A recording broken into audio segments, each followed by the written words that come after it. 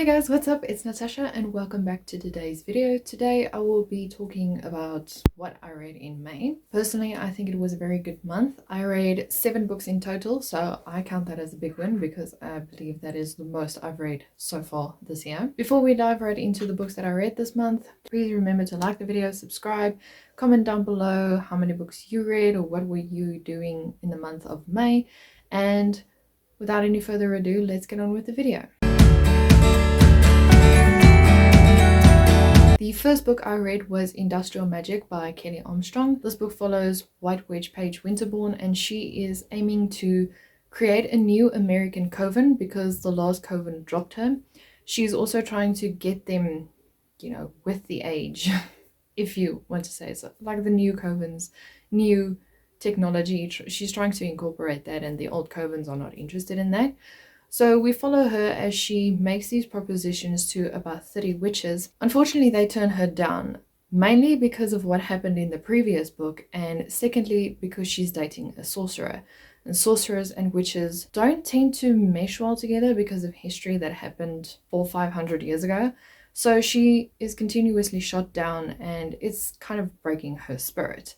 But then on the other side of the spectrum, we have her boyfriend, Lucas, who is also an attorney, and he is contacted by his father to help the Cable, who is like a supernatural mafia, to investigate the deaths of the children of the people who work for the Cable. This causes some tension between Paige and Lucas because obviously it's two different stuff that they want to do, and it uncovers a very dark and mysterious supernatural underworld. I thoroughly enjoyed the book. The more I got through the book, the more I was like, okay, I'm enjoying it. The only problem is, based on the description I gave you, is it's kind of like missing pieces.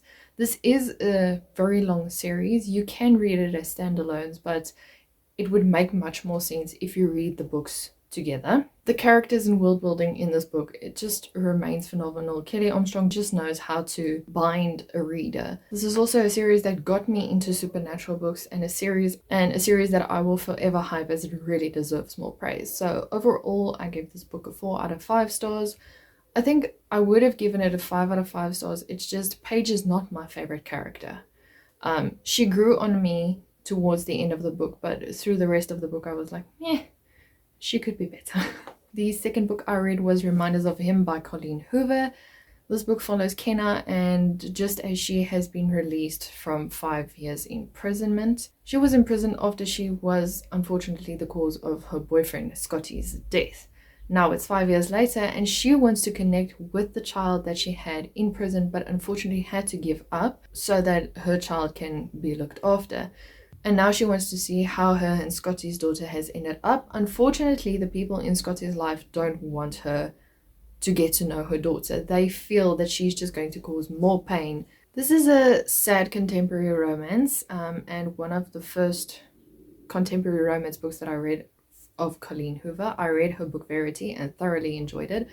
This book aims at pulling your heartstrings. Unfortunately, and apparently, my heart is made of stone because I did not cry in this book at all. Yes, it was sweet, but I just didn't get the feels that everyone else has been feeling, and that was kind of a disappointment for me because I don't know why I wanted to cry, but apparently I wanted to. There were a few moments where I teared up and I was like, oh, this is wholesome, this is sweet, but other than that, I was just like, okay, there's not much going on here. But anyway, I went with the intention of sobbing my eyes out, and unfortunately it didn't happen.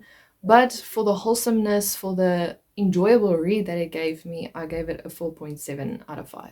The third book I read was Earthbound by April and Pike. This has been a reread for me. This book follows Tavia Michaels, and she is the sole survivor of a plane crash. But there are strange things starting to happen with her. She's seeing a ghost that is trying to lure her into deep, dark side of the woods. She's seeing glowing triangles, and there are people following her, mysterious kind of people, weird kind of people. When she confides in the people she trusts, she discovers that there might be some people that she can't entirely trust with her life. This just causes a massive snowball effect of chaos. This book is basically chaos.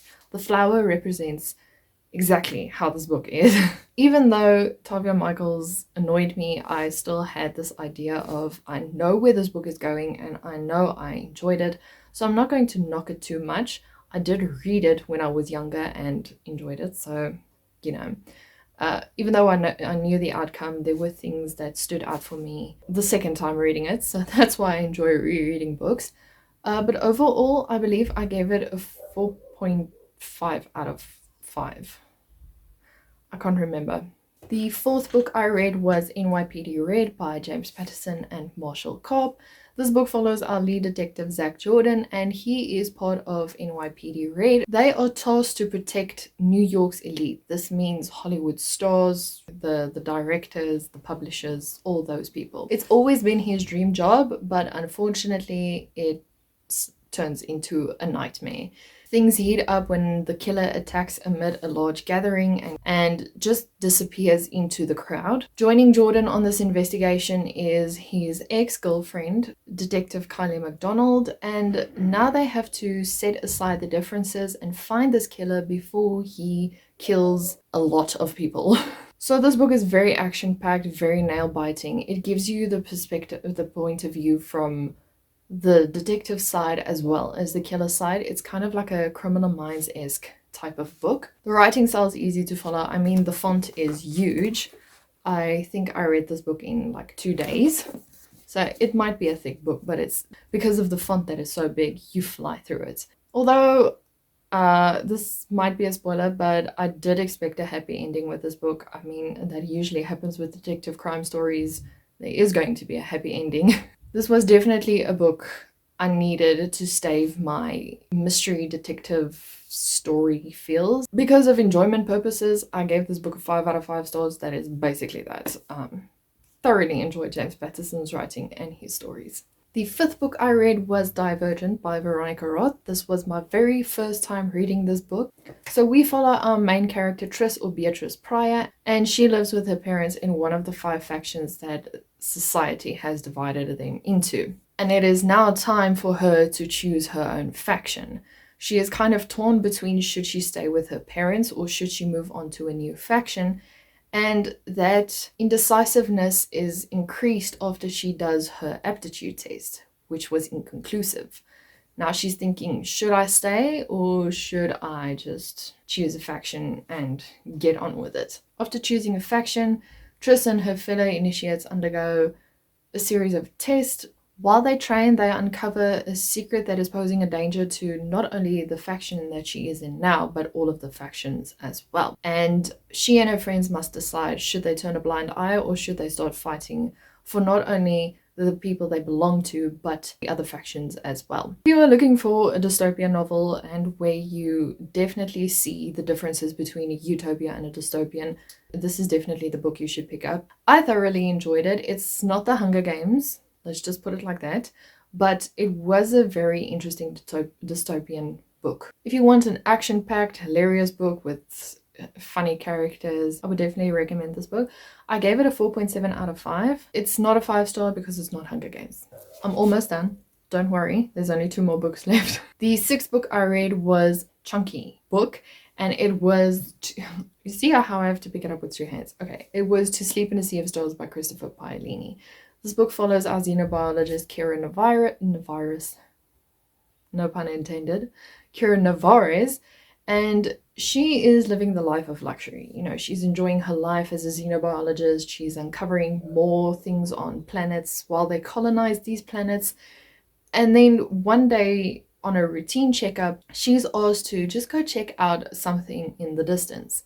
When she checks this thing out, she falls into a hole and uncovers an ancient alien relic. At first, she's delighted at what is happening because this is a major breakthrough for her, especially because she's a xenobiologist and she can study this, but her elation turns to terror when the dust around her starts to move. 4 months later, she wakes up with Xeno attached to her and no way of removing the thing. There's a war erupting between the humans and those other creatures living in the solar systems, and she unfortunately kills her crew members by accident, might I add. And now she has to work with the Xeno to try and figure out how they can mediate with each other or meet in the middle ground in order to stop this war, because she is the only one with the help of the Xeno who can stop this war. If you watched my YouTube blog, I have no idea how to explain this book to you. It is confusing. If this is your first sci-fi book, don't. Find something easier to read. I don't know what, but just don't pick this up. It broke my brain and it's still breaking my brain. It was a very interesting read. I did enjoy it, even though it took me 2 weeks to read.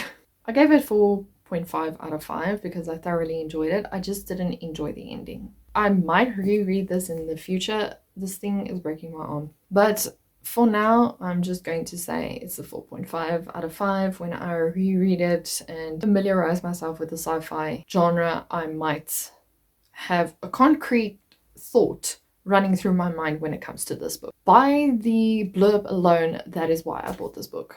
And the fact that it's a very nice cover. So the last book I read was Jane Doe by Victoria Helen Stone. That I believe is her pseudonym, but it is available on Kindle Unlimited if you want to go check it out. What I can basically tell you is revenge is a dish best served cold, and our main character Jane is the best chef there is to serve this dish. That sounds like a master chef explanation. It's not. It doesn't even have to do anything with food. In an effort to make the man she hates pay for taking away everything that she loves, she goes undercover as a woman Stephen will fall in love with. Just to give you a hint of how Stephen is, he is a manipulating, gaslighting, anti-feminist. He's that kind of guy. And Plain Jane becomes a deadly heroine who will stop at nothing to ensure Stephen pays for his sins. So this book had me from the start. Jane is a very strong-willed woman, and I really enjoy this about her. She's heavy on, you respect me because I'm a woman and I will respect you because you are a man. There's nothing about I have to respect you mainly because you are a man. And I really, really enjoyed this book. What is me clapping like a seal? The plot twists in this was just phenomenal. I really enjoyed it. I am going to probably say that 10,000 times. I had to bite on my tongue every time that Stephen spoke to Jane as her undercover character, because he, like I say, he's a very manipulative kind of person. So he will twist everything and make it her problem. And I was like, sir, do you want to be punched in the face? Like one moment they were driving to a party and he tells her, do me a favor, don't drink tonight. And she's like, oh, but why not? I thought it was a party. And he's like, oh no, this is not the kind of people that you usually hang out with. I was like, okay. You know, that can not be justifiable in any way. He is scared that she's going to let loose and be a very, I don't know how to say it, be a loose woman, basically. And unfortunately, he finds her drinking wine. And she has to play this character that is very subtle and doesn't say no and whatnot and all that. So while she tries to explain to him that she took a very small sip of wine, I don't know, there's a tug of war happening and she spills wine on her cardigan. And under her cardigan, she wears like a very spaghetti strap kind of dress that accentuates her body. And then he starts fat shaming her when she takes off the cardigan. And I'm like, where did this come from? And then she tells him, don't be mean to me. And then he's like, no, he's not mean to her. She's mean to him because she didn't listen to when he said she mustn't be drinking anything. It is her fault that they are in this situation now and she's making him look bad. And I was like, sir. So that is definitely something that you need to look out for. It's just the annoyance that the man is. But the ending was great. It's definitely a lesson to learn. So men, just watch out. Be careful of who you let into your life. Anyway, I hope you guys enjoyed this video. Please remember to give it a thumbs up. If you've made it this far into the video, comment down below which books you think you would be most interested in reading. Subscribe for more bookish content, and I'll see you guys in a video next week. Bye!